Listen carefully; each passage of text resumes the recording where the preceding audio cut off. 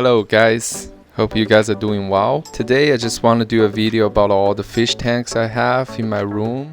I will not be the one talking, my wife will be. Just because English is her first language, I think it would be easier for both of us. This tank is the 55-gallon. In it, we have some very excited Congo tetras. We have one electric blue Acara, a portacara, a adorable blood parrot called Fanta. She's enormous. We have a Siamese algae eater who's doing his job. We have two rope fish. One is big and one is small. Our electric blue Acara's name, Gatorade. We have three cuckoo catfish who are very mysterious and very cool. So the plants we have some amazing Amazon sword. It's so big it sticks out of the tank, which I love. We have these lotus, tiger lotus. We have tiger lotus, which is exploding. It loves light. Some Vallisneria, which is very tall and glorious. We've got Java fern, some Christmas moss in the middle, and we have this great African onion plant as a centerpiece because it's just so weird, and we love weird. The cup in the right side is what I hope to become a spawning mug or spawning cup for the Congos. We have roots of pothos and monstera growing out of the top of our aquarium. That's the 55.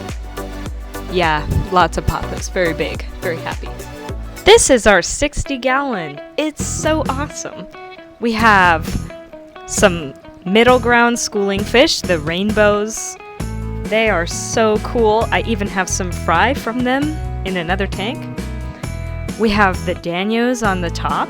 They are hilarious and they will absolutely eat your hand if you put it near them. For example, here they swarm, and it tickles so much. We also have some adorable little dwarf cichlids, like the rams and the crebensis as well. And so far they're all getting along very well. Very cute. We have Autosynclus. You know, they're just out here doing some cleanup, as well as ramhorn snail and nearite snail, wherever those may be. Yeah, nearite. Oh, very beautiful nearite snail. Love them. We have hellstream loaches in this aquarium. They're always digging up the soil and breeding with each other, although I have yet to successfully harvest their eggs. And we have a bunch of really awesome plants, especially the red plants are doing so well in this aquarium. They look especially good from the top. If you look down in there, you can see they're red and pretty. Oh yeah, there's also red root floaters in this tank that are staying quite red and looking fabulous. As well as we have some Zebrina growing out of the top corner on the filter. Forgot! How could I forget about the Corydoras? Look at those cute little cories, you know, swimming around and burying their face in the dirt and being hilarious in general. Ooh, look at those rainbows. Very excited. Hard to film even. This is the 5-gallon aquarium. It's a complete disaster because we're just randomly throwing plants in there. It's a bit of a fry grow out tank for our Congo babies, as well as random Neocaridina shrimp that I just threw in there. Sort of like the Neocaridina lived their happy lives. I have some bamboo, as well as red root floaters, and my favorite plant, this, get out of here, this fern. Ooh, and it's turning pink, look at that. I really like that fern. I also have a rose cutting that I got for my graduation, and I just clipped a piece of it from the bouquet, and it's actually growing so much. It used to only have one leaf on it, so that's cool. I don't know if you can see the Congo fry in there, swimming around. So this is the 10-gallon. This is our oldest aquarium, the first one we ever got. Oh, looks like the Apistos are being a little spicy with each other. They breed all the time. They just have a little bit of a rocky relationship occasionally. But overall, they don't hurt each other and they're very pretty and happy. So, what we could see is that... So the Apistos are the main pair in this aquarium. And we also have chili rasboras all over the place. They're like a small school. This is just an experiment plant that I have in there, just to see if it can, the Zebrina. I just want to see if it can be grown underwater. It's not dying, but it's not really growing either. Probably not a good choice, but it's an experiment.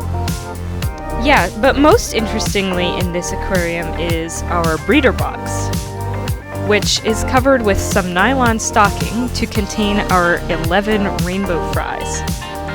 The rainbow fries, who are, I don't know if you can see them, they're kind of just swimming around, very cute, very small, and I love them.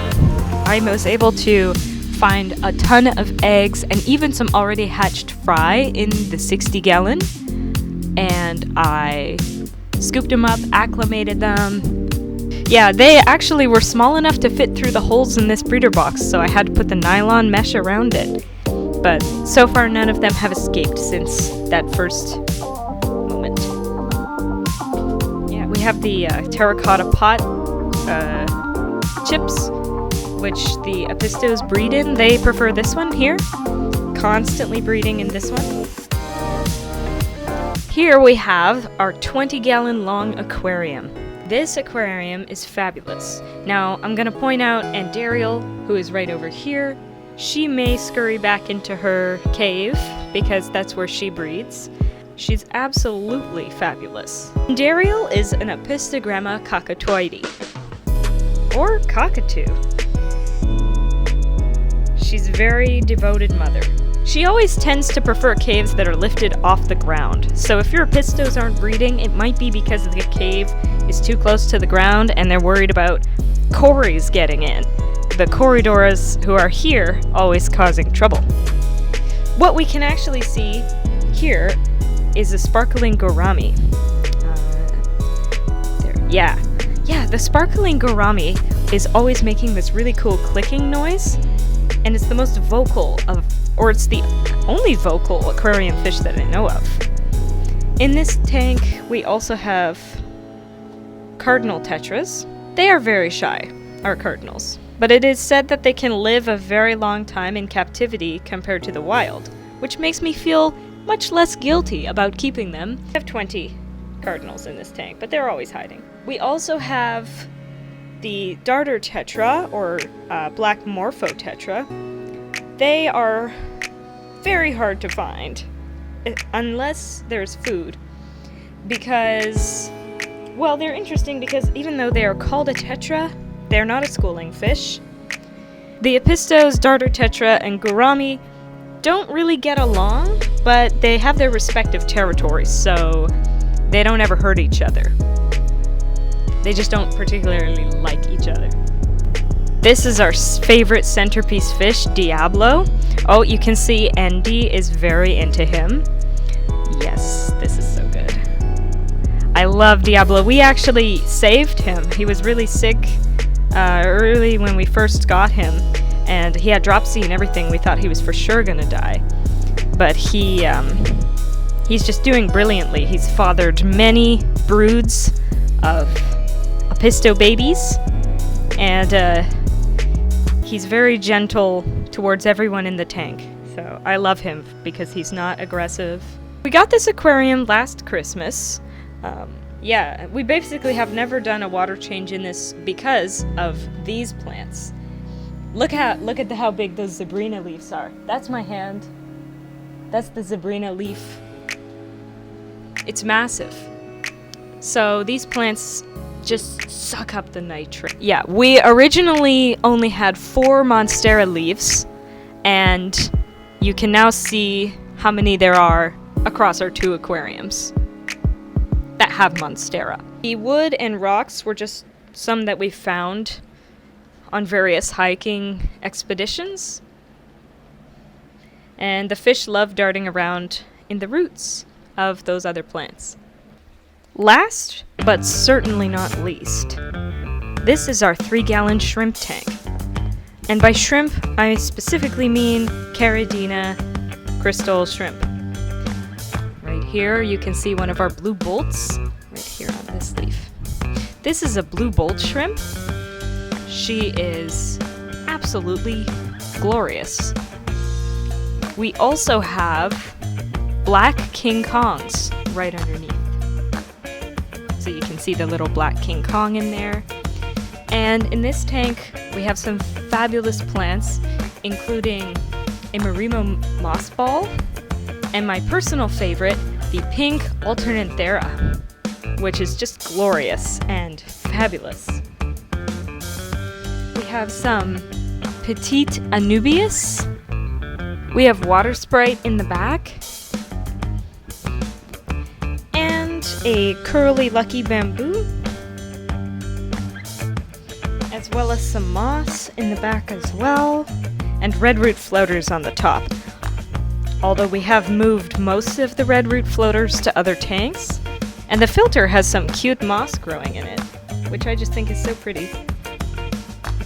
Thank you so much for watching our video and going on this wonderful tour with us. I know Fanta's grateful. Well, now they're fighting. Hope your fish are doing well. We always appreciate the beauty of nature and life, and we hope that everyone else can do the same. Have a great day.